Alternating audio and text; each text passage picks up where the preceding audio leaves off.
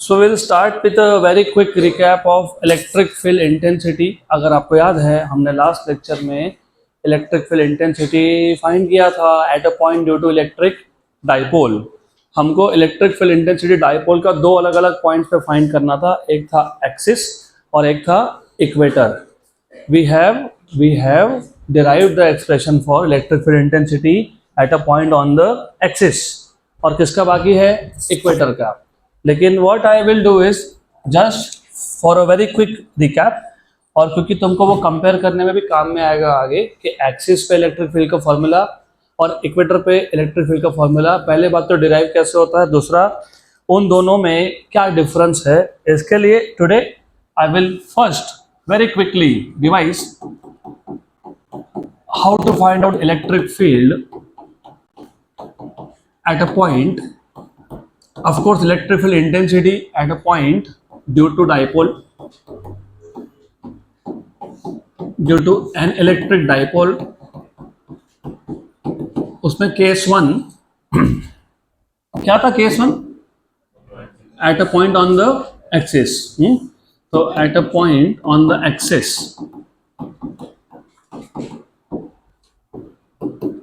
so as I told you कि it is going to be a revision, ये सिर्फ revision होने वाला है, तो मैं ज़्यादा थ्योरी वगैरह कुछ लिखने वाला नहीं हूँ यहाँ पे। तो हमारे पास है एक इलेक्ट्रिक डाइपोल। इलेक्ट्रिक डाइपोल में आपके पास होता है एक नेगेटिव चार्ज और एक होता है पॉजिटिव चार्ज, और ये नेगेटिव और positive charges they are separated by a finite distance. तो let us say we have a negative charge which is at point A, we have a positive charge which is at point B। और अगर आपको याद होगा centre से negative charge का distance हम लोग L से डिनोट करते हैं और सेंटर से ही पॉजिटिव का भी L से डिनोट करते हैं। और हमको फाइंड करना था electric field intensity at some point P on the axis. और मैंने आपको ये भी बताया था कि डाइपोल के केस में प्रॉब्लम क्या आ जाता है कि डिस्टेंसेस कहाँ से मेजर करें, क्योंकि मुझे इस P पॉइंट का डिस्टेंस कहीं से तो मेजर करना है। तो हम ना पॉजिटिव चार्ज से मेजर करते हैं ना नेगेटिव से, हम मेजर करते हैं कहाँ से, सेंटर। तो ये जो P पॉइंट है एक्सिस पे, जिस पॉइंट पे मुझे इलेक्ट्रिक फील्ड का फॉर्मूला डिराइव करना है, उसका distance centre of the dipole से कितना है, R। कितना है, R। फिर सिमिलरली ये जो B पॉइंट है जहाँ पे पॉजिटिव चार्ज रखा है, उसका डिस्टेंस, ये जो B पॉइंट है जहाँ पे यू हैव पॉजिटिव चार्ज, उसका distance from P point is how much, RPB। If you remember, ये आ जाएगा R माइनस L, क्योंकि यहाँ से यहाँ तक R है और ये कितना है, L, तो कितना हो गया, R minus L। And similarly इस P पॉइंट का डिस्टेंस कहाँ से, A से, जहाँ पे कौन सा चार्ज है, नेगेटिव चार्ज, वो डिस्टेंस कितना आएगा पता है, ये R और ये L, तो कितना आएगा, R प्लस L। तो distance of P point from A point is R plus L। पक्का। Then I told you how to find out electric field at this point. तो मैंने आपको ये बताया था कि जिस पॉइंट पे तुमको इलेक्ट्रिक फील्ड फाइंड करना है, let us say this is that point where you want to find electric field. अब अगर मैं P पॉइंट पे पॉजिटिव चार्ज का, और पॉजिटिव चार्ज कहाँ बैठा है, B पे, उसका फील्ड फाइंड कर रहा हूँ P पॉइंट पे। कौन से पॉइंट पे, P पॉइंट पे। कौन से पॉइंट पे, P पॉइंट पे, बराबर। तो पॉजिटिव चार्ज का इलेक्ट्रिक फील्ड का डायरेक्शन क्या होता है, अवे। क्या होता है, अवे। तो इस P पॉइंट पे, इस प्लस चार्ज का फील्ड होगा अवे, मतलब this is direction of electric field at P due to charge at B which is away, बराबर। एंड इसी P पॉइंट पे जो नेगेटिव चार्ज का फील्ड होगा, क्योंकि ये P पॉइंट पॉजिटिव नेगेटिव दोनों चार्जेस में, दोनों चार्जेस की फील्ड में है, तो P is in the field of plus Q and P is also in the field of minus Q। तो इसी P पॉइंट पे नेगेटिव चार्ज का जो फील्ड होगा वो होगा टूवर्ड्स, क्योंकि नेगेटिव का फील्ड क्या होता है, टूवर्ड्स। क्या होता है, टूवर्ड्स। तो इसी P पॉइंट पे नेगेटिव चार्ज का फील्ड था ऐसा, टूवर्ड्स। तो this is electric field at P due to charge at A। और मैंने आपको बताया था कि मैं जानबूझ के electric field at point P due to charge at B, इसके लिए बड़ा वेक्टर यूज कर रहा हूँ, क्योंकि electric field is inversely proportional to square of distance. तो पॉजिटिव चार्ज का P से डिस्टेंस कम है, मतलब P पॉइंट पे पॉजिटिव चार्ज का फील्ड ज़्यादा है, और नेगेटिव चार्ज का पी पॉइंट से डिस्टेंस ज़्यादा है, डिस्टेंस ज़्यादा हुआ तो फील्ड की वैल्यू कम होगी। तो यहाँ पे पी पॉइंट पे ज़्यादा फील्ड किसका है, पॉजिटिव चार्ज का, और कम किसका है, नेगेटिव चार्ज का। तो बड़ा वेक्टर क्या होगा, ई पी बी, और स्मॉल क्या होगा, ई पी ए। तो यहाँ से हमको इक्वेशन मिल गया, net field resultant field at point P is basically E P B minus E P A. और माइनस क्यों लिखा था, मैंने बताया था क्यों लिखा, बिकॉज ऑफ अपोजिट डायरेक्शन। और अपोजिट डायरेक्शन क्यों आया, बिकॉज ऑफ चार्जेस, एक पॉजिटिव चार्ज है एक नेगेटिव। फिर मैंने आपको बताया था कि जनरली इलेक्ट्रिक फील्ड का फॉर्मूला होता है 1/4πε0 Q बाय आर स्क्वायर। अगर मुझे P पॉइंट पे B का फील्ड निकालना है, if I want to find out what is electric field at point P due to charge at B, तो यहाँ पे डिस्टेंस भी क्या लिखेंगे, PB, और इस B पॉइंट पे चार्ज का वैल्यू कितना है, Q, कितना है, Q, तो क्या लिखोगे वहां पे, Q। तो ये क्या आ गया, 1/4πε0 Q upon what is R P B distance, R minus L, इसका क्या करेंगे, स्क्वायर। ये हो गया equation number 2। Good. Similarly on the similar lines, electric field at point P due to charge at A is 1/4πε0 charge at A upon distance of P from A का square. तो 1/4πε0 charge at A is negative, हाँ कि ना, तो मैं minus क्यों नहीं लिख रहा है यहाँ पे। मैंने आपको बताया था कि अगर तुमने एक बार वेक्टर फॉर्म यूज कर लिया और तुमने बीच में माइनस क्यों लिखा, क्योंकि तुम ये बोल रहे हो कि यहाँ पे जो B का फील्ड है वो टू द राइट है और A का टू द लेफ्ट है। तुमने ये बोला कहाँ से, बिकॉज ऑफ द चार्जेस। तो तुमको ये डायरेक्शन बताया किसने, चार्जेस ने। अगर तुमने ये अपोजिट साइड में लिया क्योंकि वो चार्ज क्या था, नेगेटिव, तो वापस यहाँ नेगेटिव करने की जरूरत नहीं है। नहीं तो क्या करना, इधर प्लस लिखना, फिर इधर प्लस लिखोगे अगर तो फिर यहाँ पे माइनस लिख सकते हो, दोनों में से एक। तो उधर नेगेटिव लिखा तो इधर plus, what is R P A, R plus L का स्क्वायर। ये इक्वेशन नंबर 3। फिर हम लोग इक्वेशन नंबर 2 और 3 को इक्वेशन नंबर 1 में सब्स्टिट्यूट कर देते हैं। फ्रॉम 1 to 3, तो you have electric field at P equal to EPB minus EPA। What is EPB, 1/4πε0 Q by minus 1/4πε0 Q upon R plus L का square. Very good, very very good. क्या common निकला, Q अपॉन 4πε0। तो you have Q अपॉन 4πε0 common. पहले term में रह गया R minus L square, minus दूसरे टर्म में रह गया R plus L square. Very good. इसके बाद हमने इसको सिर्फ क्रॉस मल्टीप्लाई किया था और ब्रैकेट्स को एक्सपांड किया। तो पहले अभी क्रॉस मल्टीप्लाई कर लो, Q by 4πε0 R plus L square minus R minus L square, right. Then you have R minus L square into R plus L का स्क्वायर। फिर हमने इसको एक्सपांड किया था a plus B bracket square, इसको a minus B bracket square. So you have this as r square plus l square plus 2rl minus r square plus l square minus 2rl। Good. और जो denominator है इन दोनों का क्या है, square. तो how we can write r minus L into R plus L का whole square, common square. उसके बाद if I open the brackets, मैं वो यहीं पे करने वाला हूं। If I open the brackets, जो सेकेंड ब्रैकेट है इसमें जो जो प्लस है वो क्या हो जाएगा, माइनस, और जो माइनस है वो क्या हो जाएगा, प्लस। क्लियर, पक्का पक्का, श्योर श्योर। तो जो कैंसिल था कैंसिल कर लो, ये और ये और ये और ये क्या हो गया, कैंसिल। 2rl और 2rl 4rl। Now if you remember, हमने इसको ऐसा लिखा था, देखो ये Q अपॉन 4πε0 पहले से ही है वहां, तो यहाँ पे लिख दिया 1/4πε0 Q। ये Q, इधर कितना RL है, 4 कितना है, 4 में से 12 लिख दिया और 2 इधर लिख दिया और R लिख दिया, चलता है क्या? यस। 4 RL है ना, 4 का 2 यहाँ पे गया, 2 ये है और R, और ये अंदर कौन बचा, R minus L into R plus L. What is this, R square minus, इसका क्या करेंगे, square. Good good.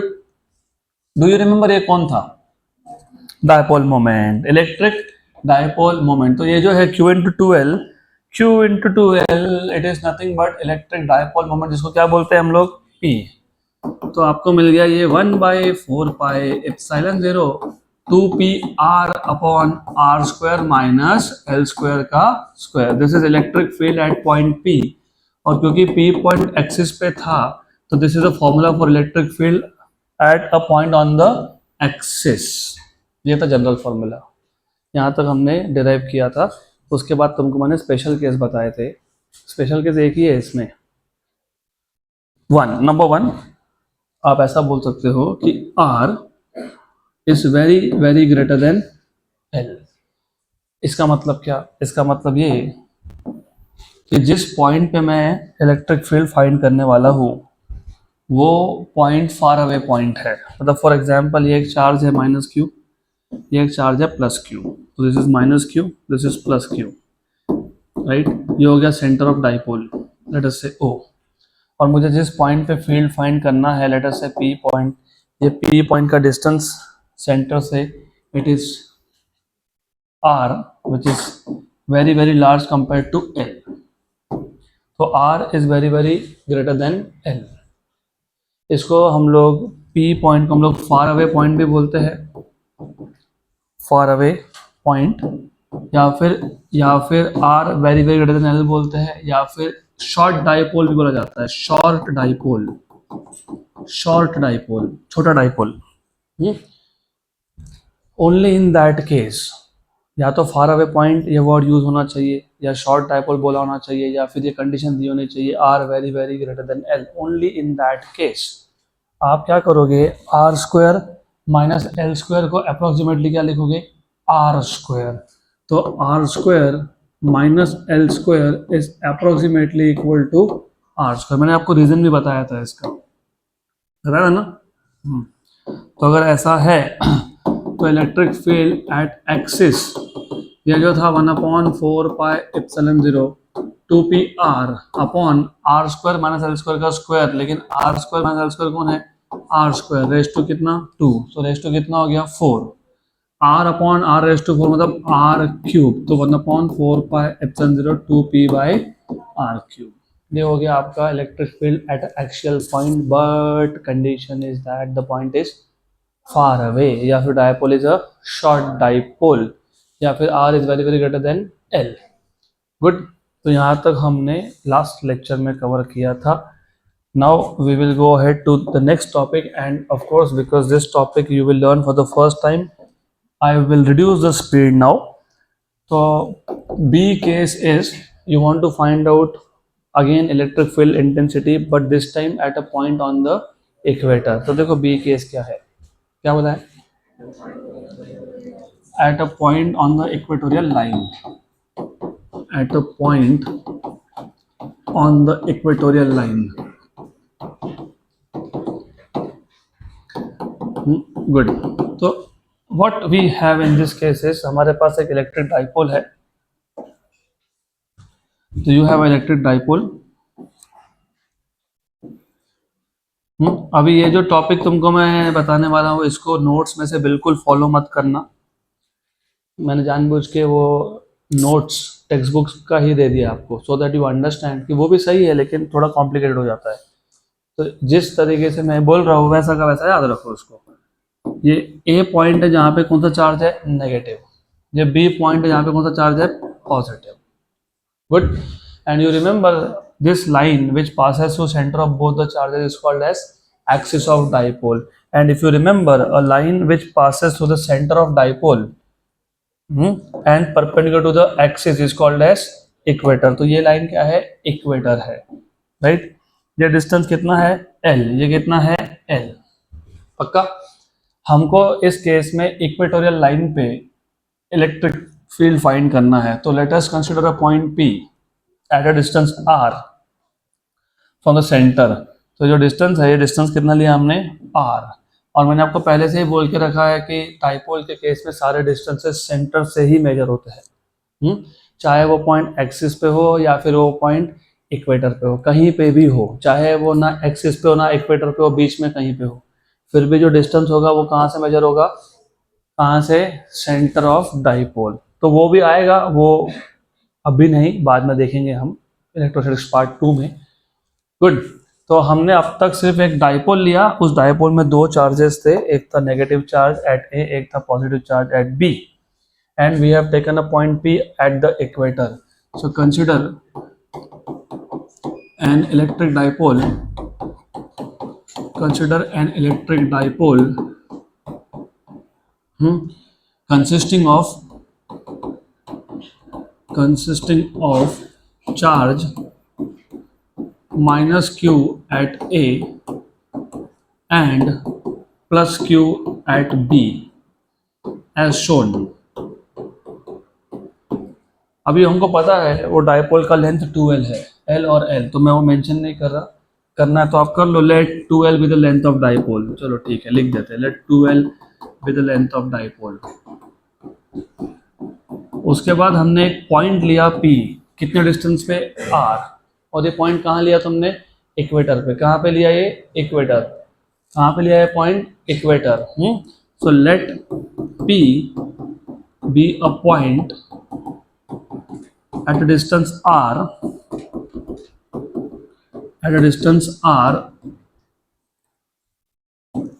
on the equatorial line, मतलब on the equator। बट अभी इस P पॉइंट पे, जैसे पिछला डेरिवेशन था, वो रिवाइज करने का पर्पस ही वो था दैट यू अंडरस्टैंड कि डेरिवेशन के अप्रोच में बहुत कुछ सिमिलर है। पिछले केस में भी तुमने P पॉइंट जो एक्सिस पे लिया था, वहाँ पे आपने P पॉइंट पे माइनस चार्ज का फील्ड निकाला और प्लस चार्ज का फील्ड निकाला और दोनों का रिजल्टेंट दिया। यहाँ पे भी वैसा ही करना है।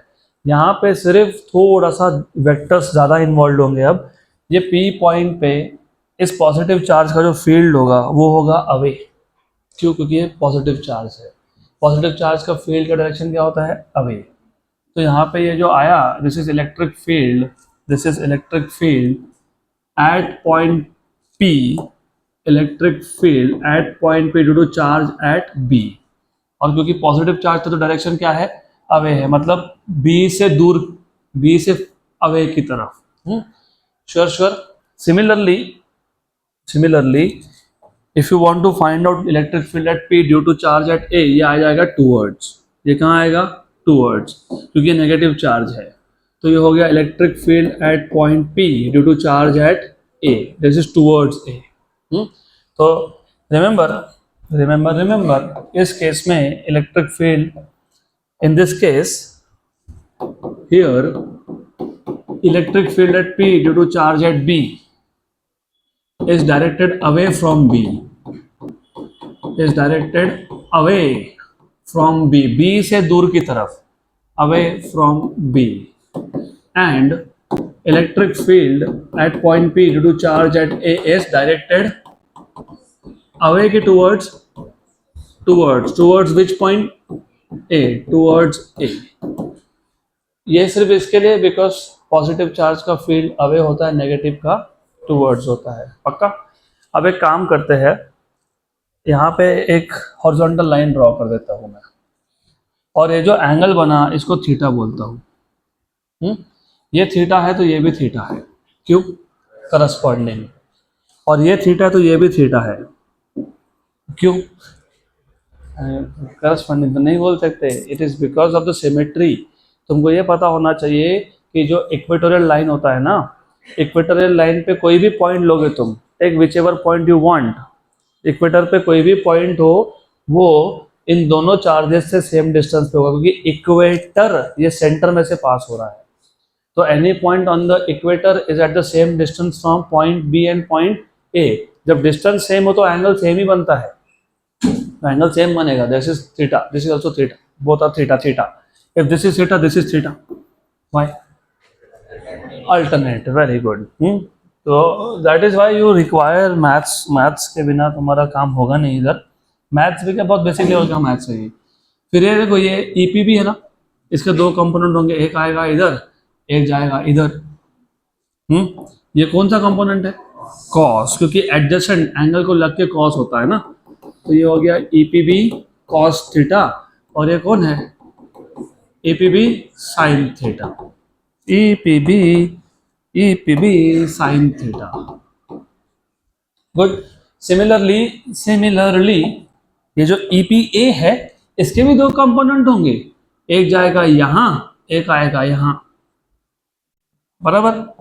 श्योर। ये कंपोनेंट कौन है? कॉस। तो ये क्या है? ईपीए कॉस थीटा, और ये कौन है? ईपीए साइन थीटा, बराबर।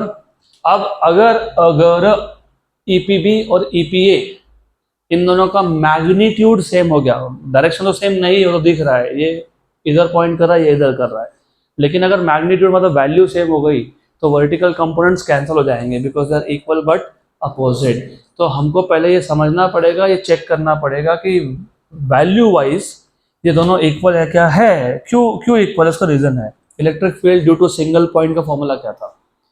1/4πε0 क्यू बाय डिस्टेंस का square.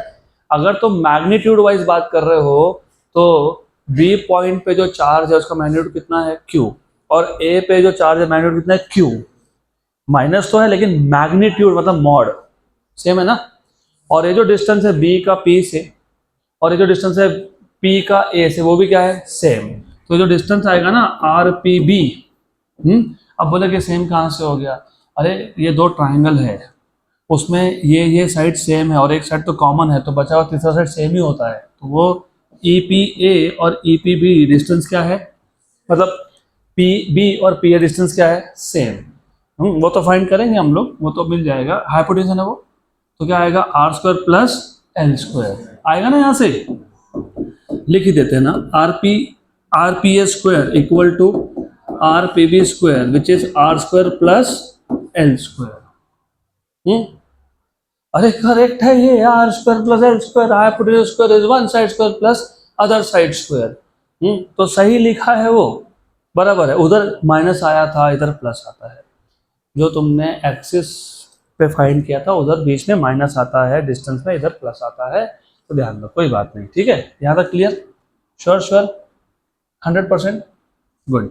So we know that, what do you know? Electric field at point P due to A, electric field at point P due to B, इसका magnitude है same 1/4πε0 Q by RPA या फिर RPB², जो भी लिखना है वो लिख दो, वो सेम ही आया।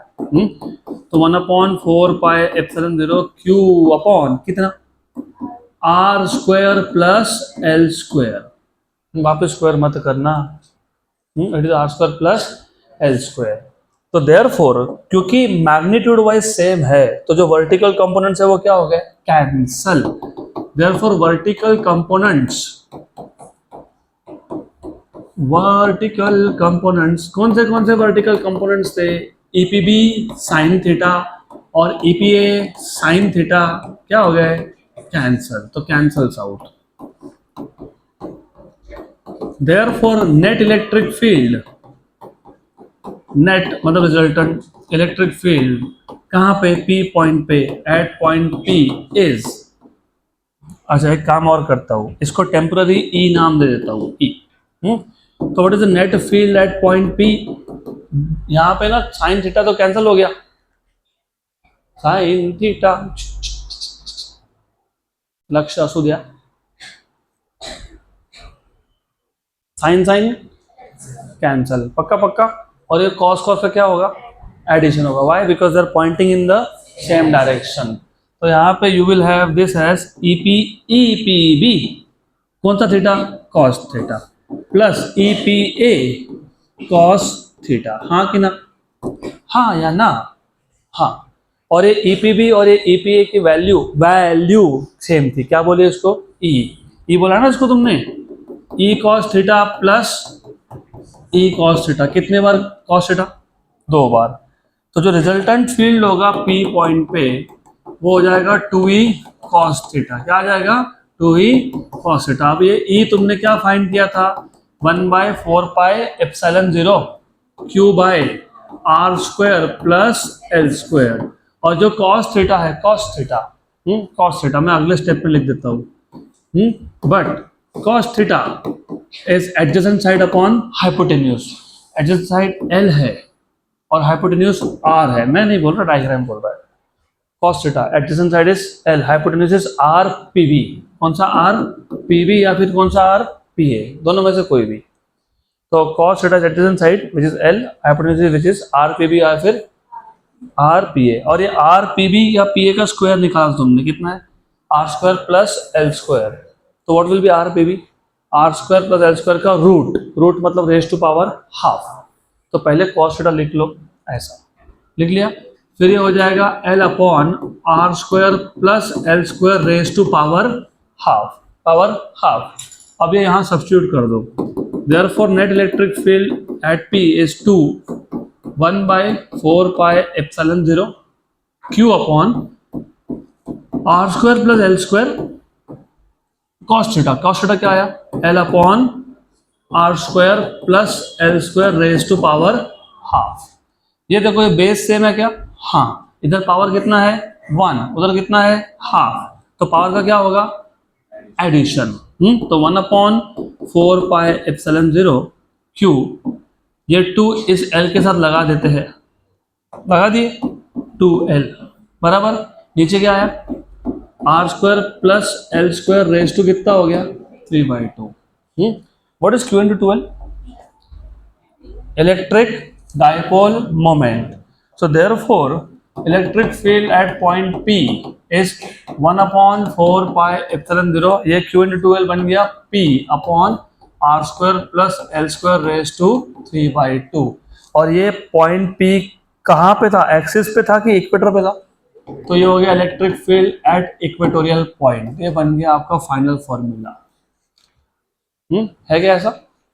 है ना? ये जनरल फॉर्मूला है। अब इसमें भी हम लोग वही स्पेशल केस डिस्कस करेंगे, R very very greater than L, मतलब शॉर्ट डाइपोल, मतलब फार अवे पॉइंट। तो if we have a condition जहां पे R very very greater than L है, इसी को मैंने क्या बोला था? Far away point. इसी को मैंने क्या बोला था? Short dipole.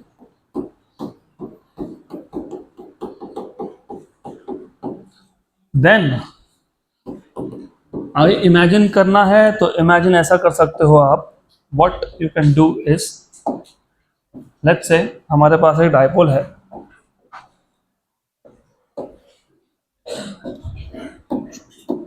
तो ऐसा है, ये A पॉइंट है नेगेटिव चार्ज, ये B पॉइंट है पॉजिटिव चार्ज, ये सेंटर है, ये L है, ये L है। Good. Now you want to find out electric field at equatorial point. तो this is the equator. This is the equator. तो मे भी ऐसा है कि ये पॉइंट फार अवे है P, तो R is very very greater than L। तो वो कंडीशन यहाँ लगाओ तो क्या होगा? पता है? R square plus L square ये आ जाएगा approximately equal to R square. पिछले केस में R square minus L square was approximately R square, यहाँ पे R square plus L square is approximately equal to R square. Sure good. अगर ऐसा है तो सब्स्टिट्यूट कर दो। तो देयरफॉर EP इक्वल टू 1/4πε0। अब मैं एक काम और करूंगा, ये ना EP लिखना बंद करूंगा, इसको E इक्वेटर बोलूंगा। 1/4πε0 P अपॉन ये R square plus L square को क्या लिखेंगे हम लोग? क्या लिखेंगे? R स्क्वायर रेज टू कितना? 3/2। 2 क्या हो गया? कैंसल। तो what is electric field at equator? 1/4πε0 P upon R cube. आ गया? पक्का? श्योर। अब ये हमारा टॉपिक यहाँ पे हो गया खत्म। तो अभी हमने इक्वेटर पे और हमने एक्सिस पे दोनों जगह पे क्या फाइंड कर लिया? Electric field due to a dipole. But wait just a minute, थोड़ा सा इंपॉर्टेंट है तो ध्यान दो। ओनली फॉर शॉर्ट डाइपोल और ये सेम कॉन्सेप्ट आपको मैग्नेटिक डाइपोल में भी आने वाला है, इसी टाइप का फॉर्मूला बनने वाला है टाइप का। ओनली फॉर शॉर्ट डाइपोल, इसका मतलब R is very very greater than L, या फिर फार अवे पॉइंट, सिर्फ उस केस में, बाकी किसी केस में नहीं चलेगा।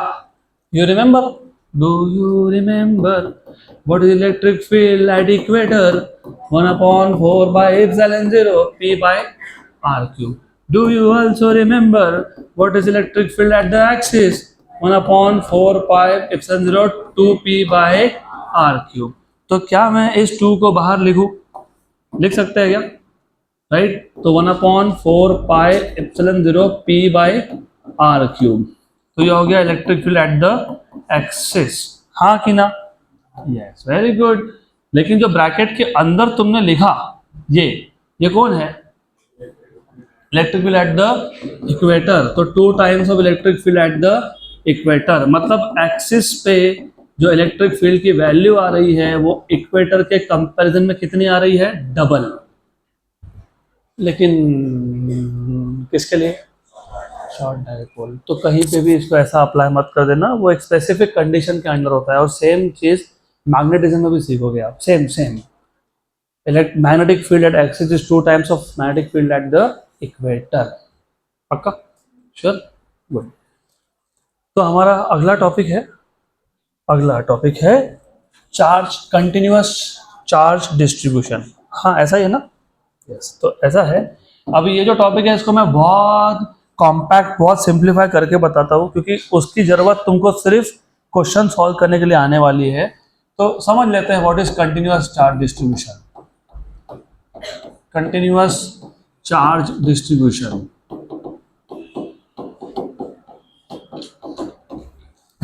जैसे नाम में ये चार्ज डिस्ट्रीब्यूशन, चार्जेस के अलग अलग टाइप के कॉन्फ़िगरेशन या डिस्ट्रीब्यूशन होते हैं। फॉर एग्जांपल, एक चार्ज है, फिर कुछ नहीं है, फिर दूसरा चार्ज है, फिर कुछ नहीं है, फिर तीसरा चार्ज है, फिर कुछ नहीं है, फिर चौथा चार्ज है। मतलब किसी भी 2 चार्ज में देयर इज एम्प्टी स्पेस। ऐसे कॉन्फ़िगरेशन को बोलते हो डिस्क्रीट। क्या बोलते हैं? डिस्क्रीट। और ये डिस्क्रीट वर्ड तुम जिनका मैथ्स है तो मैथ्स में भी सुनोगे, डिस्क्रीट मैथमेटिक्स। तो डिस्क्रीट मैथमेटिक्स में क्या होता है? You take a number, for example 1, then you take a next number 2, और between 1 and 2 you take nothing, right? फिर 2 के बाद ले लिया 3, between 2 and 3 you take nothing. तो जब ऐसा हो तो उसको बोलते हो डिस्क्रीट मैथमेटिक्स। जैसे मेरे पास एक मास है, फिर कुछ नहीं है, दूसरा मास है, फिर कुछ नहीं, तीसरा मास है, that is discrete mass configuration, right? Correct. वैसे ही चार्जेस के केस में, if I have a charge, draw कर देता हूं मैं, if I have a charge, then I don't have anything, empty space, then I have another charge, then there's another charge. तो बीच में खाली स्पेस है। ऐसे टाइप के कॉन्फ़िगरेशन को क्या बोला जाता है?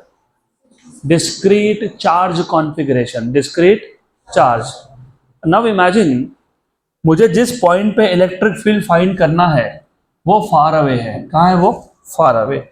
रिमेंबर, जब तुम्हारे पास एक डिस्क्रीट चार्ज कॉन्फ़िगरेशन हो, लेकिन जिस पॉइंट पे तुम इलेक्ट्रिक फील्ड फाइंड कर रहे हो वो फार अवे है, तो यही चार्ज कॉन्फ़िगरेशन दूर से पता है कैसा दिखता है? कंटिन्यूअस। पता है कैसा दिखता है? कंटिन्यूअस। यही है वो डिस्क्रीट, लेकिन दिखता कैसा है? कंटिन्यूअस। रियल लाइफ है, एग्जाम्पल देता हूँ। थोड़ा इनको इमेजिनेशन बढ़ाना पड़ेगा। फिजिक्स का मतलब ही है understanding the world around us. तो एग्जाम्पल लो, इमेजिन तुम एक ओपन ग्राउंड पे खड़े हो, तो बीच में कोई बिल्डिंग नहीं है, तो तुम्हारा व्यू ब्लॉक नहीं हो रहा। बहुत दूर मैंने ऐसे बहुत सारे गाड़ी खड़ी कर दी, व्हीकल्स। मैंने ऐसा नहीं बोला कि लाइन में खड़ा किया, मैंने व्हीकल खड़ी कर दी बहुत दूर। और जब मैं दूर से देख रहा हूँ ना, मुझे लग रहा है कि यार एक के बाद एक ऐसा लाइन में खड़ा है, ठीक। लेकिन जब मैं पास में जाके देखा, मुझे समझा कि एक गाड़ी यहाँ है, दूसरा 100 मीटर दूर है, दूसरे पे गया, तीसरा और 100 मीटर दूर है, लेकिन दूर से कैसा दिख रहा था? दे वर लुकिंग लाइक कंटिन्यूअस। ऐसा होता है, जब तुम दूर से जब देखते हो ना, तो तुमको लगता है कि things are very close by, but reality में वैसा नहीं। Look at the stars, night sky, look, आपको लगेगा कि सारे स्टार लगभग सेम डिस्टेंस पे, विच इज़ नॉट ट्रू। कुछ स्टार्स बहुत पास में है, कुछ स्टार्स बहुत ही दूर है, लेकिन देखने को कैसा दिखता है? You see that they are very near. तो सिमिलरली यहाँ पे जो डिस्क्रीट चार्जेस थे, distance between the charges is very small compared to the distance where you are finding out electric field। तो जब दूर से देखोगे तो ये सारे चार्जेस तुमको कैसे दिखेंगे, कंटिन्यूअस। तो चार्ज कॉन्फ़िगरेशन को कंटिन्यूअस हम लोग डिफाइन कैसे करते हैं, if the distance between the charges is very very very small compared to the point, the distance of the point where we are finding out electric field, then such a charge configuration is known as continuous charge configuration। पक्का? या तो in short आप ऐसा भी बोल सकते हो कि when the charges are distributed continuously, बस खत्म। लॉजिकली मतलब फिजिक्स के टर्म्स में चार्ज कभी कंटिन्यूस होता नहीं है। हमने तो स्टार्ट ही वहां से किया था, क्वांटाइजेशन ऑफ चार्जेस, याद है क्या? हमने क्या बोला था कि charges are in the form of packets. तो करेक्ट स्टेटमेंट अगर मैं बोलूँ तो चार्जेस कभी कंटिन्यूस होते ही नहीं है, right? But if the distance between the two charges is very small compare to distance where you want to find out electric field, तो उस केस में जो चार्ज का डिस्ट्रीब्यूशन है वो कैसा दिखता है, कंटिन्यूस। अब ये जो कंटिन्यूस चार्ज डिस्ट्रीब्यूशन है इसके तीन टाइप है। There are three types of continuous charge distribution, three। एक को हम बोलेंगे लीनियर, एक को हम बोलेंगे एरियल या फिर सरफेस या फिर सुपरफिशियल, और एक को हम बोलेंगे volume. So there are three types of continuous charge distribution, linear, surface, superficial, aerial, तीन तीन नाम है इसके, और तीसरा है वॉल्यूम। बहुत सिंपल है। चलो एक एक एग्जांपल लेते हैं। लेट अस से हमारे पास एक कंडक्टर है in the shape of a wire rod. Let us imagine इस पे टोटल चार्ज है Q, और इसका जो टोटल लेंथ है, इसका जो लेंथ है वो है L। एग्जाम्पल, चलो इमेजिन ये हमारे पास एक कंडक्टर है जिस पे चार्ज है 100 कूलम। कितना? 100 कूलम। और इस जो वायर है उसका लेंथ है 10 मीटर। कितना मीटर? 10। तो हर एक मीटर में कितना चार्ज हुआ? 10। तुमने क्या किया, टोटल चार्ज को किससे डिवाइड किया? टोटल लेंथ से। पक्का? बस that is the definition of linear charge density. इसको डिनोट करते हैं लैम्डा से, which is basically charge per unit length. Simple, how much charge is there per unit length, मतलब how much charge is there in per metre of wire, बराबर। अब क्योंकि तुम charge upon length बोल रहे हो तो इसका यूनिट क्या आएगा? Coulomb per metre. और डायमेंशन में निकाल लो फिर। अब what are the dimensions of charge? Current into time. क्योंकि चार्ज फंडामेंटल क्वांटिटी नहीं होता है, कौन होता है? फंडामेंटल चार्ज फंडामेंटल नहीं है, तुमको ही पूछ रहा हूँ। Yes yes, one in the green. यहाँ से तो ग्रीन दिख रहा है, I don't know. Yes, you. Charge fundamental नहीं है, तो व्हाट इज फंडामेंटल? चार्ज के डायमेंशंस क्या होते हैं?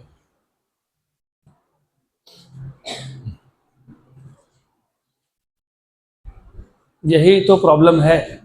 प्रॉब्लम यही है कि क्लास में ध्यान नहीं है। इतना बेसिक कोई नहीं बताता। हाँ, आई एम टेलिंग यू, मेरा काम, मैं तो नहीं भी बताता तो क्या फर्क पड़ता, डजंट मैटर।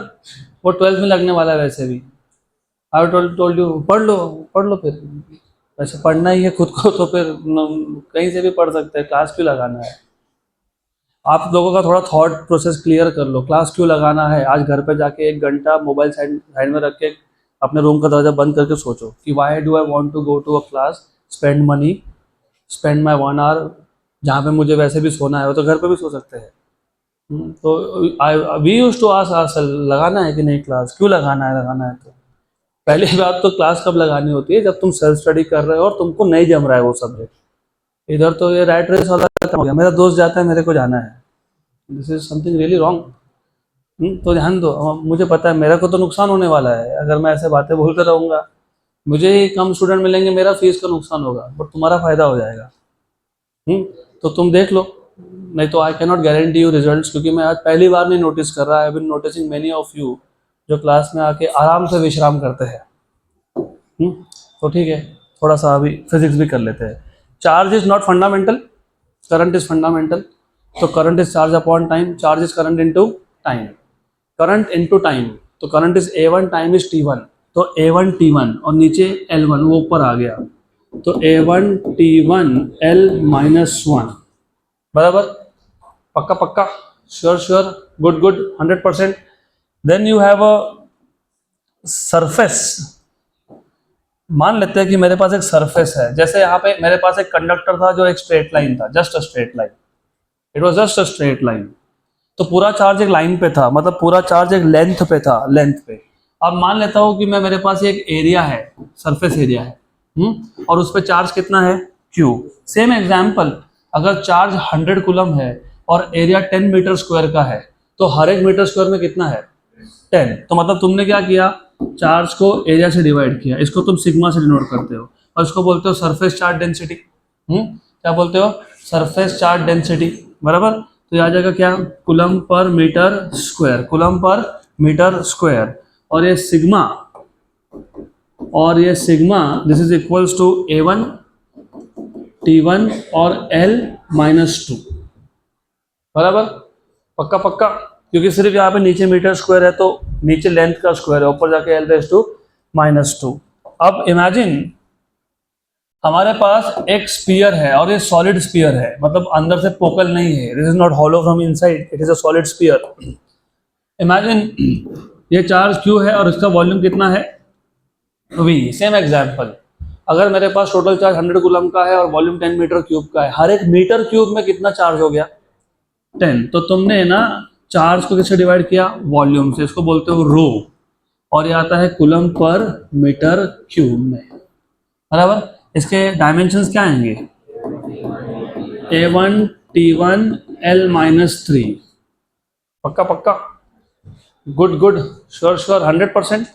तो there are 3 types of charge densities, linear charge density which is charge per unit length, दूसरा है surface charge density which charge per unit area, charge upon area, then you have charge upon volume, right, बराबर, charge upon length, coulomb per metre, charge upon area, coulomb per metre square, charge upon volume, coulomb per metre cube, sure sure, 100%। Dimensionally speaking A1 T1 L-1, A1 T1 L-2, A1 T1 L-3, done. ये था everything about charge distribution. अब हमारा अगला topic, मतलब जो last topic होना चाहिए, Gauss law और इलेक्ट्रिक फ्लक्स, जो बाकी था।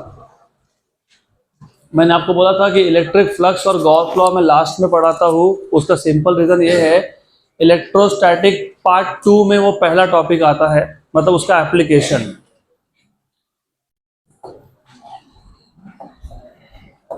चलो, तो very interesting and very simple. पहले हम डिफाइन करने वाले हैं इलेक्ट्रिक फ्लक्स, और सेम कॉन्सेप्ट आपको मैग्नेटिक फील्ड में भी आएगा, जिसका नाम होगा मैग्नेटिक फ्लक्स। तो अभी पहले हमको देखना है what is electric flux. If you remember, मैंने आपको 3 टाइप के इलेक्ट्रिक फील्ड बताए थे, याद है क्या? टाइप्स ऑफ इलेक्ट्रिक फील्ड के बाद है, टाइप्स ऑफ इलेक्ट्रिक फील्ड के बाद इलेक्ट्रिक फ्लक्स नाम का कॉन्सेप्ट है, उसके बाद गॉस लॉ नाम का कॉन्सेप्ट है, वही 2 टॉपिक बाकी है। You remember 3 types of electric field, कौन से 3 टाइप? यूनिफॉर्म, नॉन यूनिफॉर्म और radial. What is uniform electric field? अगर एक रीजन में हर एक पॉइंट पे इलेक्ट्रिक फील्ड की वैल्यू और डायरेक्शन सेम हो तो उसको बोलते हो यूनिफॉर्म इलेक्ट्रिक फील्ड, और हम उसको डिनोट करते हैं सेट ऑफ पैरेलल वेक्टर्स से, राइट। अब फिलहाल मुझे सिर्फ यूनिफॉर्म इलेक्ट्रिक फील्ड का एग्जांपल लेके भी इलेक्ट्रिक फ्लक्स डिफाइन करते आता है, तो मैं नॉन यूनिफॉर्म और रेडियल फील्ड की बात नहीं करने वाला, हम सिर्फ यूनिफॉर्म इलेक्ट्रिक फील्ड से ही फ्लक्स डिफाइन कर लेंगे। इमेजिन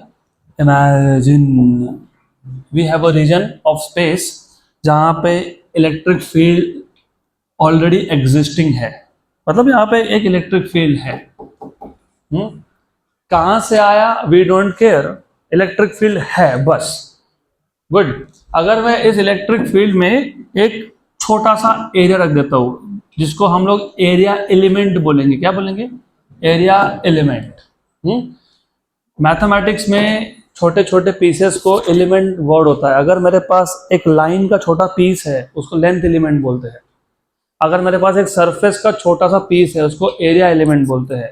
अगर मेरे पास एक वॉल्यूम का छोटा सा पीस है, उसको वॉल्यूम एलिमेंट बोलते हैं। तो यहाँ पे ये एरिया का एलिमेंट है, छोटा सा एक एरिया का पार्ट है, उसमें से इलेक्ट्रिक फील्ड पास हो रहा है। अब इलेक्ट्रिक फ्लक्स डिफाइन कैसे करते हैं?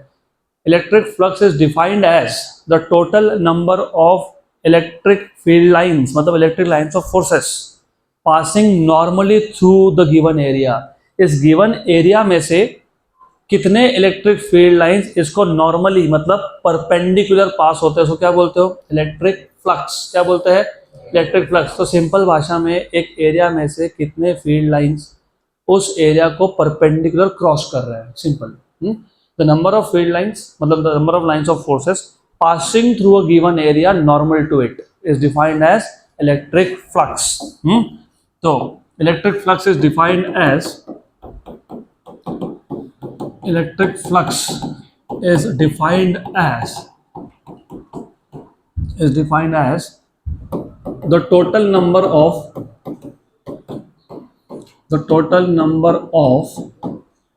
electric field lines, मतलब electric lines of forces, एक ही बात है। It is defined as the total number of electric field lines passing through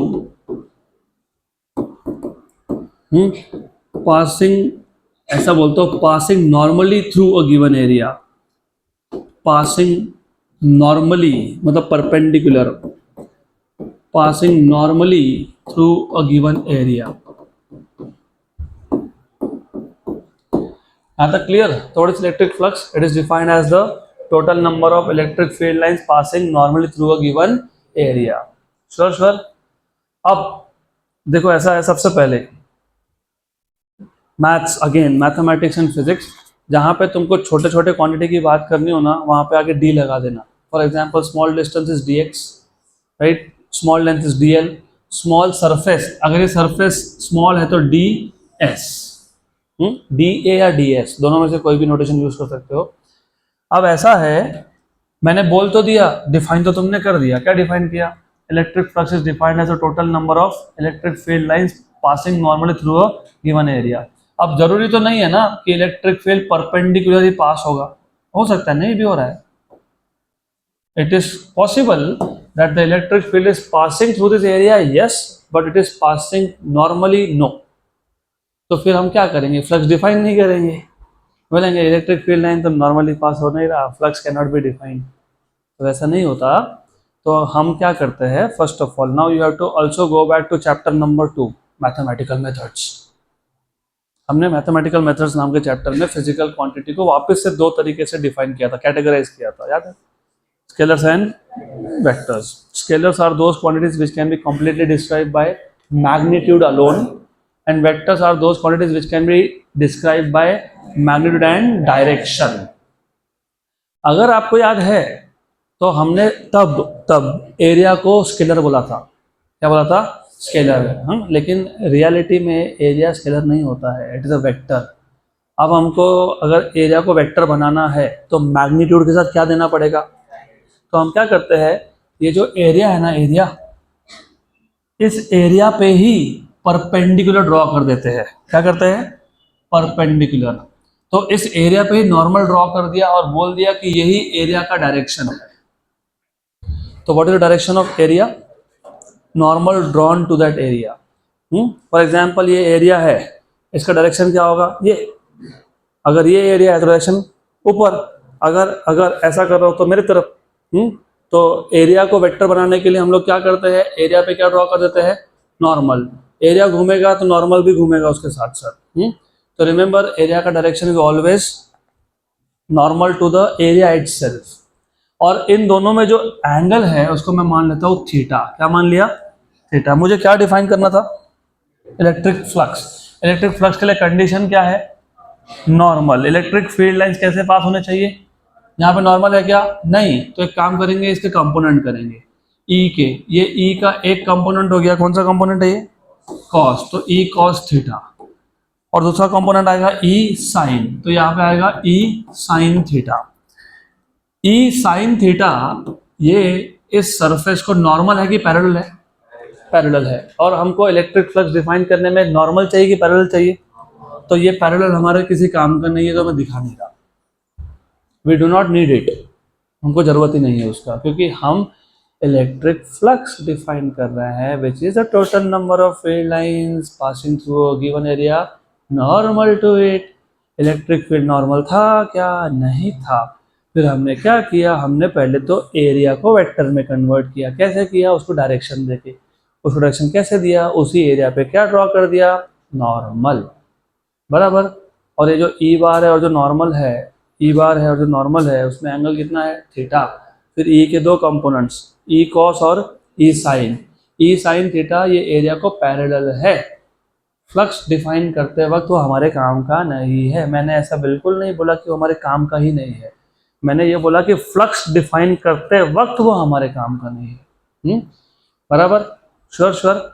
तो ई कॉस थीटा और ई साइन थीटा में से कौन सा कंपोनेंट एरिया को नॉर्मल है? ई कॉस थीटा। अब थोड़ा लॉजिकली सोचोगे, मैंने यहाँ पे सिर्फ इलेक्ट्रिक फील्ड की एक ही लाइन दिखाई चीज़ों को सिंपल रखने के लिए, लेकिन ऐसा नहीं होता है। आइडियली स्पीकिंग इस सरफेस के हर एक पॉइंट में से, हर एक पॉइंट में से एक इलेक्ट्रिक फील्ड लाइन पास हो रहा है, हर एक पॉइंट में से, राइट। इसका मतलब इस सरफेस के हर एक पॉइंट में से एक ई कॉस थीटा कंपोनेंट भी है कि नहीं? हाँ कि ना? तो what is the definition of flux? Total number of field lines passing through a area normal to it, बराबर। तो एक काम करता हूँ, पहले सिचुएशन समझा देता हूँ। तो let what? Theta. Let theta be the angle, let theta be the angle. ये थीटा एंगल किसमें है? Between electric field E bar and d S bar. Electric field और डी एस बार में एंगल कितना है? थीटा, बराबर। Sure sure. Therefore E cos theta is the component of E bar, is the component of E bar which passes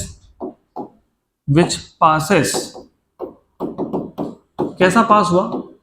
normally कि parallel? Normal. Which passes normally, किससे normally? Through ds, through area ds, पक्का। और मैंने अभी आपको बोला कि इधर एक ही ई कॉस थीटा था क्या? नहीं, हर एक पॉइंट में से एक है। तो टोटल कितने ई कॉस थीटा पास हो गए एरिया में से? ई cos theta into D S, ई cos theta into D S. तो हम मैथमेटिकली इलेक्ट्रिक फ्लक्स का और एक डेफिनेशन बनाएंगे। Electric flux can also be defined as, electric flux can also be defined as the product of तो by the way physics में हर एक फिजिकल क्वांटिटी को कुछ ना कुछ नोटेशन होता है। स्पीड को v बोलते हो, फोर्स को f बोलते हो, है ना। वैसे फ्लक्स को हम लोग फाई बोलते हैं, फाइव नहीं, फाई। और यहाँ पे एरिया छोटा था क्या? तो फ्लक्स भी कम होगा क्या? तो क्या बोलेंगे? D phi. और डिफाइन कैसे किया? डिफाइन तुमने ऐसे किया, it is a product of, किसका product? It is a product of component of electric field which is normal to the area, मतलब perpendicular component, perpendicular component of electric field, perpendicular component of electric field and किसका product? Perpendicular component of electric field और किसका product? Area का product. किसका product? Area का। तो हो गया definition. Electric field, electric flux can also be defined as the product of, क्योंकि मल्टीप्लाई कर रहे हो, perpendicular component of electric field and area. हाँ कि ना? Very good. तो जरा बताइएगा, इलेक्ट्रिक फील्ड का कौन सा कंपोनेंट परपेंडिकुलर है एरिया को? E cos theta. और एरिया की वैल्यू कितनी है? ds। तो ये क्या आ गया? ई कॉस थीटा ds, पक्का? Sure. You know what is a bar dot b bar? ab cos theta. तो what will be e ds cos theta? a bar dot ds bar. तो ये जो फ्लक्स है इसको मैं डॉट प्रोडक्ट के form में लिख सकता हूँ, e bar dot ds bar. ये आ गया फ्लक्स। Is that clear? पक्का पक्का। तो let me check what is electric flux. Definition: the total number of electric field lines passing normally through a given area, right? Or it is the product of perpendicular component of electric field and area. तो वो आ गया E cos theta into ds, मतलब वो आ गया E ds cos theta, मतलब वो आ गया E bar dot ds bar. Is that clear? वैसे फ्लक्स डिफाइन करने के लिए हमने एरिया क्या लिया, स्मॉल, पर ऐसा हो सकता है और ऐसा होता है कि ये स्मॉल एरिया एलिमेंट ये खुद एक बड़े सरफेस का छोटा सा पार्ट है। तो ऐसा है, इमेजिन ये जो हमने एरिया एलिमेंट लिया, ये जो हमने एरिया एलिमेंट लिया था, वो एरिया एलिमेंट खुद एक बहुत बड़े सरफेस का छोटा सा पार्ट है। तो it is possible that this area element itself is a very small part of a big surface S. इसका छोटा सा पार्ट है ये ds। ठीक है, जो फ्लक्स तुमने फाइंड किया वो इस एरिया में से किया, क्या फ्लक्स था, d फाई। कितना फ्लक्स था d फाई। कितना फ्लक्स था d फाई। ठीक, लेकिन अगर इस पूरे रीजन में इलेक्ट्रिक फील्ड है, तो अगर इस एलिमेंट में से, इस छोटे एलिमेंट में से फ्लक्स पास हो रहा है, तो अगर मैं उसके बाजू में एक और एलिमेंट लेता तो उसमें से फ्लक्स नहीं पास होता क्या, होता। वेरी गुड, उसमें से होता तो उसके आजू बाजू जितने भी एलिमेंट्स है सब में से क्या पास होता, फ्लक्स। तो टोटल फ्लक्स निकालने के लिए क्या करोगे, इंटीग्रेशन। क्या करेंगे, integration. Flux through this element plus this element plus this element, total flux निकालने के लिए क्या करोगे, इंटीग्रेशन। सो इफ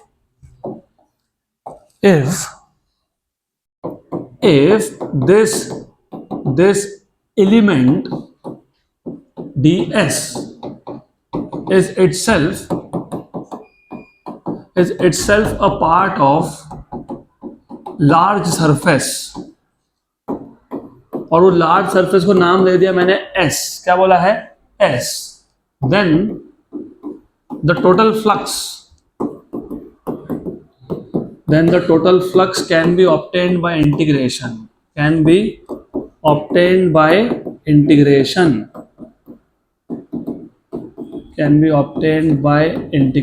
तो therefore total flux is integration over all the small fluxes. लेकिन ये सारे फ्लक्स कौन से सरफेस से जा रहे थे, S। तो integration d phi over S, वो सरफेस का नाम है। क्योंकि अभी नाम क्यों दिया, अब ऐसा हो सकता था कि इसके बाजू में मैं और एक सरफेस ड्रॉ कर देता, फिर हो सकता है इसका नाम मैं कुछ नया रख देता, लेट अस से A। तो तुम फ्लक्स कौन से सरफेस से देख रहे हो, S से कि A से, अरे S से। तो फिर मुझे यहाँ पे लिखना पड़ेगा ना, मैं इंटीग्रेशन कौन से सरफेस पे कर रहा हूँ, S पे। तो बस वो ऐसा नोटेशन है वो, गुड, सिंपल। देन हो गया यहाँ तक clear, sure. Therefore flux equal to integration over S। लेकिन d फाई क्या था, याद है क्या, E bar dot ds bar. ये आ गया आपका फ्लक्स का फॉर्मूला। पक्का। अब ये फ्लक्स का फॉर्मूला पता होगा तो तुमको गॉस लॉ समझ में आएगा, और गॉस लॉ बड़े काम की चीज है। यहां से अभी समझ लो कि तुम्हारा 12th का कनेक्शन यहां से बैठेगा आगे, और 12th का कनेक्शन सिर्फ इलेक्ट्रोस्टैटिक की कनेक्शन की बात नहीं कर रहा हूं मैं। ऑफ कोर्स इसके आगे 11th के आगे 12th का इलेक्ट्रोस्टैटिक्स तो कनेक्टेड है ही, लेकिन उसके अगले चैप्टर्स भी कनेक्टेड है। ये फॉर्मूले याद होंगे तो वो फॉर्मूले याद रहेंगे, ये कॉन्सेप्ट पता होगा, समझा होगा तो वो कॉन्सेप्ट समझ में आएगा। नहीं तो अल्टीमेटली फिर बात वही हो जाएगी कि रटो और लिखो, तो मत रटो, you have to understand things. Next topic is Gauss law. चलो ध्यान दो, अब इसको हम लोग स्टेटमेंट तो लिखेंगे, लेकिन पहले इसको समझेंगे कि ये गॉस लॉ कहाँ यूज करना है और क्यों यूज करना है। बहुत पावरफुल चीज है ये। व्हाई, चलो ठीक है, I will tell you why. If I ask you, मेरे पास एक पॉइंट चार्ज है, let us say I have a point charge,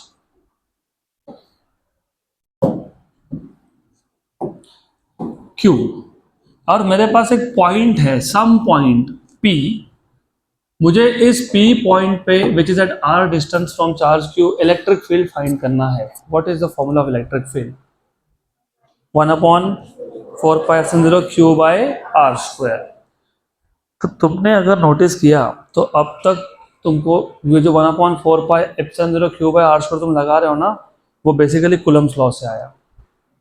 तो कूलम्ब्स लॉ तुमको बताता है how to find out electric field due to a single point charge, due to a single point charge, due to a single point charge. पक्का? Now if I say कि मेरे पास एक charge configuration है जिसमें कुछ चार्जेस पॉजिटिव है, कुछ चार्जेस नेगेटिव है। राइट। तो एक चार्ज है Q1, एक है Q2, एक है Q3, लेटर से Q4 है, माइनस लेटर से Q5 है, वापस माइनस लेटर से Q6 है, प्लस। अब मुझे इन पूरे सिस्टम का इलेक्ट्रिक फील्ड निकालना है एट पॉइंट P। तो एक प्रॉब्लम तो ये आ जाएगा कि डिस्टेंस कहाँ से मेजर करूँ, क्योंकि जब सिंगल चार्ज था तो उसी चार्ज से डिस्टेंस मेजर कर लिया। Good, correct. जब आपको एक सिस्टम का, पूरे सिस्टम का इलेक्ट्रिक फील्ड निकालना हो कम से कम स्टेप्स में, तो आपको कौन हेल्प करेगा? गॉस लॉ। तो ये पहला एप्लीकेशन है which tells you how to find out electric field to a system of charges. Number 2, 12th का पहला एप्लीकेशन, नंबर 2, यहाँ पे नंबर 2 लेकिन 12th का पहला एप्लीकेशन। तो आपका 12th स्टैंडर्ड स्टार्ट ही यहाँ से होता है, गॉस लॉ का स्टेटमेंट। हम अभी स्टेटमेंट लिखेंगे और प्रूव भी करेंगे उस स्टेटमेंट को, लेकिन 12th में इलेक्ट्रोस्टैटिक्स में आपको सिर्फ स्टेटमेंट दिया है और सीधा सीधा उसके एप्लीकेशन दिए हैं। नंबर 2, यहाँ पे Coulomb's law, electric field due two point charge. तुमको कूलम्ब्स लॉ ने ये तो नहीं बताया कि मेरे पास अगर पॉइंट चार्ज नहीं है, फॉर एग्जांपल मेरे पास एक हॉलो स्फीयर है, हॉलो मतलब अंदर से पोकल।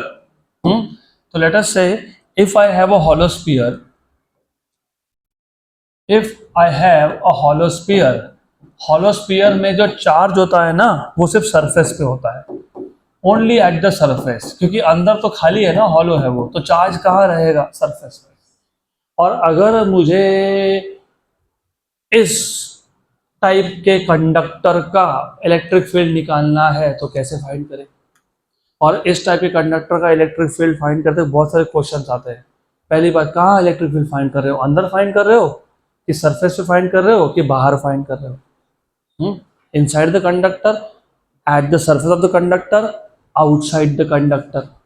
वैसे इनसाइड का तो तुमको आंसर आना चाहिए, 0। हमने प्रॉपर्टीज में देखा था, properties of electric field lines, electric field lines can not pass through conductor, hence the electric field inside the conductor is 0। वो तो 0 है, बराबर। दूसरा, ये पॉइंट चार्जेस ना, ये थ्योरेटिकल है सब, प्रैक्टिकल लाइफ में पॉइंट चार्जेस नहीं होते। प्रैक्टिकल लाइफ में ऐसा स्फीयर के ऊपर चार्ज होते हैं। प्रैक्टिकल लाइफ में एक सिलेंडर जैसा वायर होता है, क्योंकि हमारे रियल लाइफ में वायर यूज करते हो तुम, वायर का शेप क्या होता है? सिलेंड्रिकल। तो हो सकता है कि हमारे पास एक सिलेंड्रिकल वायर है, उसके ऊपर चार्ज है। अब आपको फाइंड करना है what is electric field due to this long straight wire at a point inside, at a point on the surface, at a point outside. हो सकता है मेरे पास एक थिन प्लेन शीट है, जैसे पेपर। तो मेरे पास एक पेपर जैसा थिन ऑब्जेक्ट है, शीट है, उसके ऊपर चार्ज है, और मुझे फाइंड करना है what is the electric field due to this paper like thin plane sheet at some point. तो ये इस टाइप के, जब तुम्हारे पास एक्सटेंडेड चार्जेस हो, ये पॉइंट चार्जेस थे, सारा का सारा चार्जेस सिंगल पॉइंट में था, लेकिन यहाँ पे एक स्फीयर पे चार्ज है, एक वायर पे चार्ज है, एक प्लेन शीट पे चार्ज है।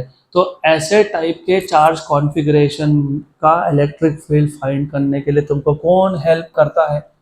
Gauss law. कौन हेल्प करता है? Gauss law. Very good. तो अब पहले हम उसको स्टेटमेंट के फॉर्म में समझेंगे, लेकिन स्टेटमेंट समझने से पहले let us take a very very very very very very simple example. बराबर, पक्का। देखो ऐसा है, पहली बात, हमने अभी फ्लक्स डिफाइन किया। क्या डिफाइन किया? फ्लक्स मतलब electric field lines passing through a surface normal to it, in short. पक्का। तो इलेक्ट्रिक फ्लक्स किस में से पास होता है? सरफेस में से। तो पहले मैंने एक सरफेस ड्रॉ कर लिया, सम शेप। उसके बाद इस सरफेस में मेरे पास, मान लेते हैं कुछ चार्जेस है, कुछ पॉजिटिव चार्ज है, कुछ नेगेटिव चार्ज है, ऐसा चार्ज कॉन्फ़िगरेशन है। some charges. Now do you remember what was the direction of electric field due to positive charge? Away. तो यहाँ पे इस सरफेस में से कुछ आउट गोइंग फ्लक्स है जो बाहर की तरफ जा रहा है, क्योंकि पॉजिटिव चार्ज का फ्लक्स क्या होता है? Away, in all direction. Of course यहाँ से भी जाएगा, ऑफ कोर्स यहाँ से भी जाएगा, मैं ये नहीं बोल रहा कि उधर से ही जाएगा, हर जगह से जाएगा. और मान लेते हैं कि मेरे पास यहाँ पे कुछ नेगेटिव चार्जेस भी है, ये प्लस Q1 है, ये माइनस Q2 है. What is the direction of flux of negative charge? Towards. तो जो इलेक्ट्रिक फील्ड लाइन है नेगेटिव चार्ज के वो टूवर्ड्स है. तो ये जो फ्लक्स है ना, ये इनकमिंग फ्लक्स है, इनवर्ड फ्लक्स है, राइट. तो कुछ फ्लक्स आउटवर्ड है, आउटगोइंग, कुछ इनवर्ड है, मतलब इनकमिंग. पक्का पक्का पक्का, श्योर, राइट. क्योंकि हमारे पास एक से ज़्यादा चार्ज है और ऐसा हो सकता है कि कुछ चार्जेस पॉजिटिव है, कुछ चार्जेस नेगेटिव है. श्योर, पक्का. तो यहाँ पे जो फ्लक्स आएगा, फ्लक्स इस सरफेस में से फ्लक्स, और फ्लक्स हमेशा सरफेस में से होता है. तो यहाँ पे जो तुम फ्लक्स लोगे वो कैसा फाइंड करोगे? आउटगोइंग माइनस इनकमिंग, उसको बोलते हैं नेट फ्लक्स, रिजल्टेंट फ्लक्स. क्या बोलते हैं? Net flux. या फिर बोलते हैं flux, the flux of net electric field. अब नेट इलेक्ट्रिक फील्ड क्यों बोला? वैसे फ्लक्स क्या था definition? Number of field line. Wait, field lines, हाँ कि ना? फील्ड लाइन किसने प्रोड्यूस की? चार्ज ने. तो तुम बोल ही रहे हो फील्ड लाइंस, तो ये फ्लक्स किसका है? इलेक्ट्रिक फील्ड का है. किसका है? Electric field. तो डिफाइन कैसे करते हैं, इसका स्टेटमेंट क्या है पहले वो समझ लो. The flux of net electric field, the flux of net electric field. Net ये वर्ड क्यों यूज किया? कुछ चार्जेस पॉजिटिव थे, कुछ चार्जेस नेगेटिव थे, तो कुछ फ्लक्स आउटगोइंग था, कुछ फ्लक्स इनकमिंग था. तो रिजल्टेंट उसको क्या बोलोगे? नेट. तो flux of net electric field, ये फ्लक्स किस में से पास हुआ? Through a close surface. अरे फ्लक्स कहां से पास होता है? सरफेस. मैं अभी आज के ही लेक्चर में पिछले 10 मिनट में 5th टाइम बोल रहा हूँ, फ्लक्स किस में से पास होता है? Surface. So the flux of net electric field through a closed surface equals, मतलब is equal to. तो जो ये जो सारे चार्जेस ने मिलके जो नेट इलेक्ट्रिक फील्ड प्रोड्यूस किया, वो नेट इलेक्ट्रिक फील्ड का जो फ्लक्स था कहाँ से? क्लोज सरफेस से. Is equal to charge enclosed inside the surface, is equal to charge enclosed by the surface, charge enclosed by the surface. मतलब इस सरफेस ने कितने चार्ज को अपने अंदर क्लोज करके रखा है? Is equal to charge enclosed by the surface divided by epsilon zero, divided by epsilon zero. Where epsilon zero is, याद है क्या? भूल गए? Permittivity of free space. This is permittivity of free space, permeability नहीं, permittivity of free space.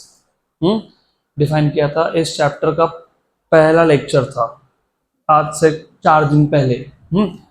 4 ही दिन हुए, आपको exam देना है 2026, आज से 1.5 साल, लगभग 1.5 साल is approximately 500 days approximately.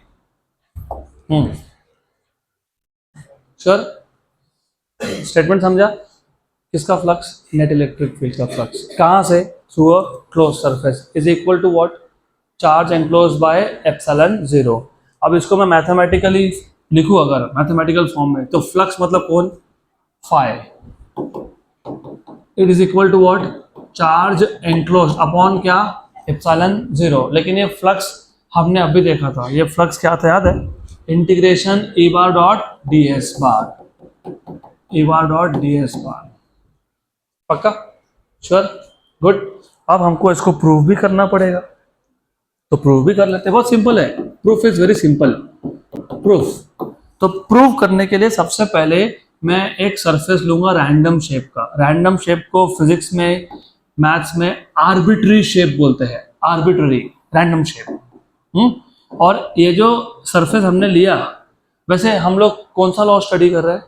Gauss law. तो ये सरफेस को बोलते हैं गॉसियन सरफेस. क्या बोलते हैं?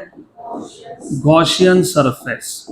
तो गॉसियन सरफेस ये एक क्लोज्ड सरफेस है of random shape. Random shape क्यों? क्योंकि ये गॉसियन सरफेस का जो शेप है वो कंडक्टर के शेप पे डिपेंड करता है। राइट, कंडक्टर के शेप पे डिपेंड करता है। कंडक्टर अगर स्पेरिकल तो गॉसियन सरफेस भी स्पेरिकल, कंडक्टर अगर सिलेंड्रिकल तो गॉसियन सरफेस भी सिलेंड्रिकल। तो it depends on the shape of conductor. अभी मैं तो जनरल फॉर्मूला बना रहा हूँ ना, तो मुझे शेप तो पता है नहीं, तो मैंने क्या किया, रैंडम शेप, एनी शेप। तो consider a close surface, consider a close surface. इस सरफेस को नाम बोलेंगे Gaussian surface of random shape, arbitrary shape. बराबर। गॉस लॉ में तुम क्या फाइंड करते हो, फ्लक्स। फ्लक्स कौन प्रोड्यूस करता है, चार्ज। तो चार्ज भी डाल दो इसके अंदर। तो consider a charge Q inside this surface at some point O. So consider a charge plus Q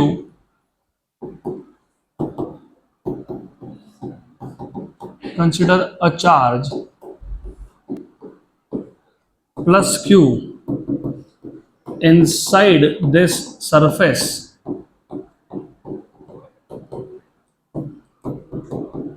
at point O. ठीक है।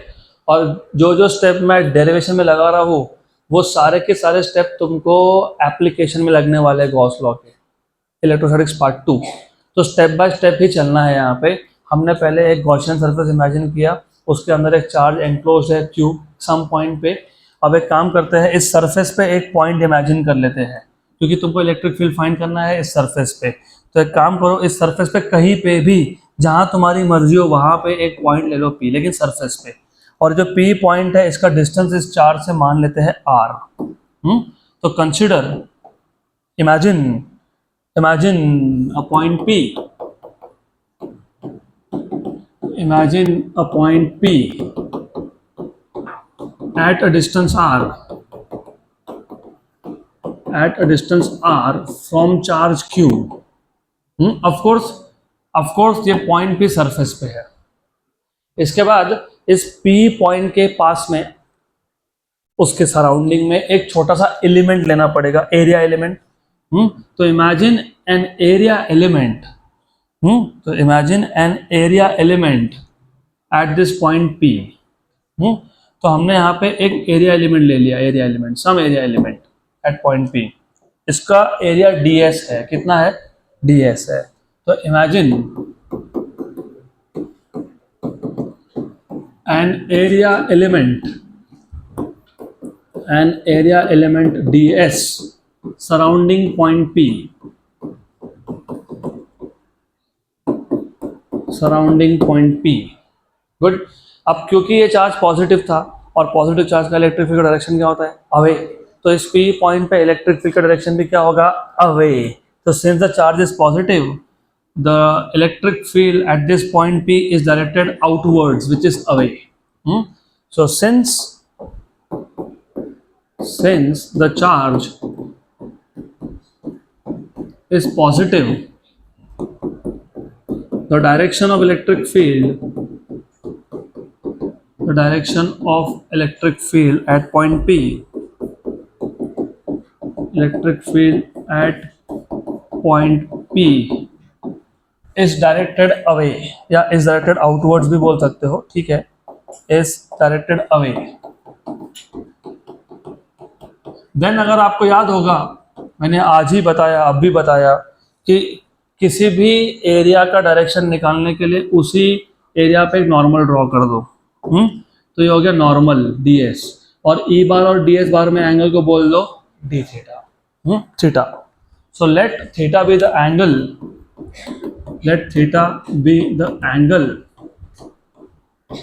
Between E bar and ds बार। अभी जो तुमको मैंने प्रोसेस बताया था कि हम लोग पहले फ्लक्स किस में से निकालते हैं, स्मॉल एलिमेंट से। तो पहले स्मॉल एलिमेंट का फ्लक्स बताओ। Therefore flux through small element, therefore electric flux through small element through small element is, how do you find out flux? याद है क्या? E bar dot ds bar मतलब कौन? ADS cos theta. Sure.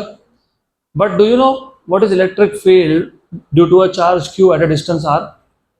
1 upon 4 pi epsilon 0 q by r square. तो जो E है इसको मैं लिख रहा हूँ 1 by 4 pi epsilon 0 q by r square, क्योंकि ये जो P पॉइंट था उसका डिस्टेंस कितना था r और चार्ज कितना है q, तो इलेक्ट्रिक फील्ड कितना हो गया 1 upon 4 pi epsilon 0 q by r square ds cos theta. ये E की जगह पे क्या लिखा मैंने 1 upon 4 pi epsilon 0 q by r square. पक्का पक्का श्योर? तो तुमको अभी चैप्टर नंबर 1 वापस से याद होगा, इसी साल किया था, क्योंकि अभी तक हम लोग 2024 में है, अगले 4 दिन तक कैलेंडर ईयर। तो आप बताइए मेरे को, हम लोगों ने ना जब ऐसा सिस्टम ऑफ यूनिट्स देखा था, मैंने पहले ही बोला मैं उल्टा करता हूँ, जब कोर्स ख़त्म होने वाला होता है ना तो मैं जानबूझ के थोड़ा सा स्ट्रिक्ट रहूँगा, मैं क्वेश्चन पूछूंगा।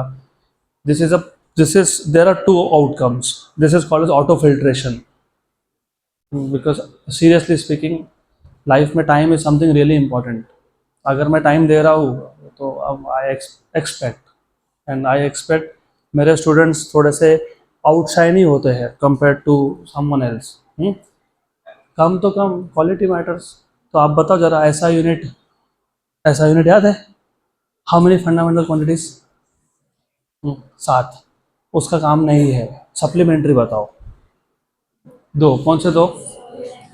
Plane angle and solid angle. Exactly. How do you define solid angle?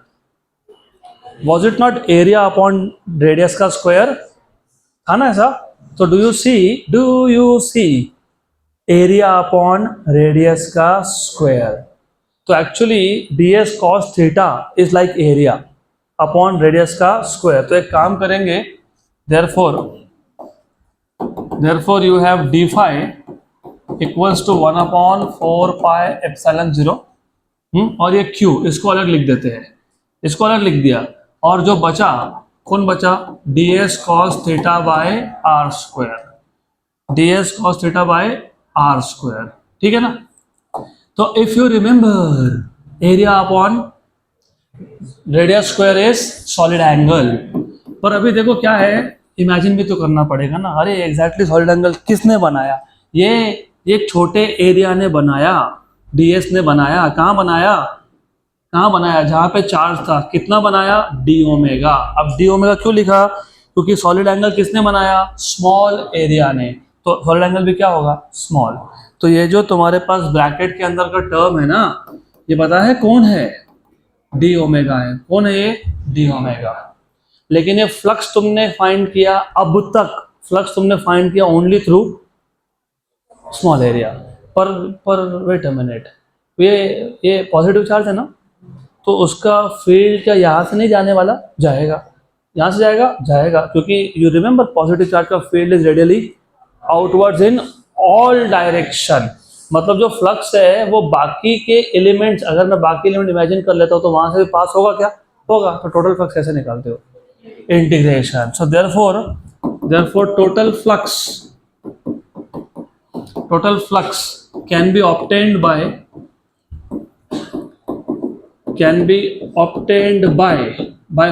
how? by integration। और मैंने अभी तो बताया था कि total flux is integration over all the small fluxes through the surface S, where surface S is this surface S। पक्का? तो this is equal to d phi। What is d phi? q by 4 pi epsilon 0 d omega. जो constant है उसको बाहर निकाल दो। q constant, charge तो constant है ना, उतना ही चार्ज है अंदर, right? 4 pi epsilon 0 constant, integration d omega over surface. अब ये इंटीग्रेशन d ओमेगा का मतलब भी समझ लो। अब अगर मैं एक एलिमेंट ले रहा हूँ तो एंगल कितना? d omega. 2 एलिमेंट ले रहा हूँ तो 2d ओमेगा, 3 ले रहा हूँ तो 3d ओमेगा। और जो पूरा सरफेस ने एंगल बना दिया, that is total solid angle. Total वो हमेशा 4 पाई होता है। कितना होता है? 4 पाई। तो ये जो टोटल सॉलिड एंगल है ना, ये कितना आएगा 4 पाई। So integration d omega over the surface is how much 4 pi. Therefore total flux equal to q upon 4 pi epsilon 0। और इंटीग्रेशन डी ओमेगा कितना आया 4 पाई। तो ये 4 पाई क्या हो गया कैंसल। तो क्या आया फ्लक्स इक्वल टू क्या आया q बाय एप्सिलॉन 0। लेकिन ये q ही तो था जो एनक्लोज था अपॉन एप्सिलॉन 0, हेंस प्रूव्ड। तो यही तो प्रूव करने निकले थे कि नहीं हम लोग। हो गया क्या प्रूव। तो यहाँ पे आपका इलेक्ट्रोस्टैटिक्स पार्ट 1 का थ्योरी पार्ट खत्म।